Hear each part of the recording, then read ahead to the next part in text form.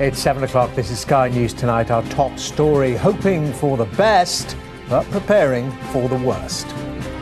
By approaching these negotiations in a constructive way, in a spirit of friendship and cooperation, and with our sights firmly set on the future, I believe we can prove the doomsayers wrong. The Prime Minister says the government is preparing for every eventuality as it publishes its customs contingency plans for no Brexit deal. As even Boris Johnson says he's bored of leadership speculation, Theresa May sets the scene for a tough summit with EU leaders next week. Tonight we'll ask David Cameron's former trade envoy if Britain could be ready for post-Brexit trade by 2019. Also tonight, harassment in Hollywood after the claims that led to this man being fired. We speak to one of the film's most powerful women. We can't afford to have any form of harassment of any kind in the industry.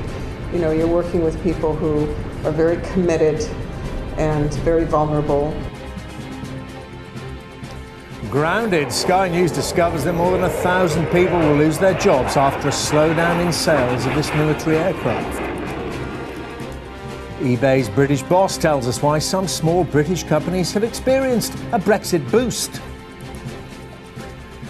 Did Margaret Thatcher know the evidence? Her office was warned about allegations that an MP was a child abuser. And why this 3-second online clip has caused so much trouble for Dove.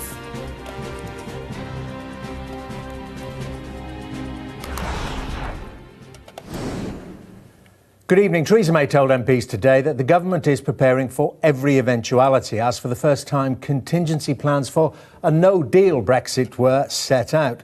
The Prime Minister said that white papers on customs and trade explained how the UK could become an independent trading nation.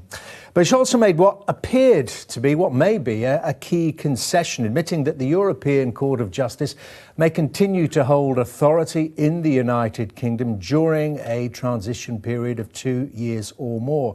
In a moment, we'll look in more detail at what the government says no deal over customs might look like. But first, here's our political editor, Faisal Islam.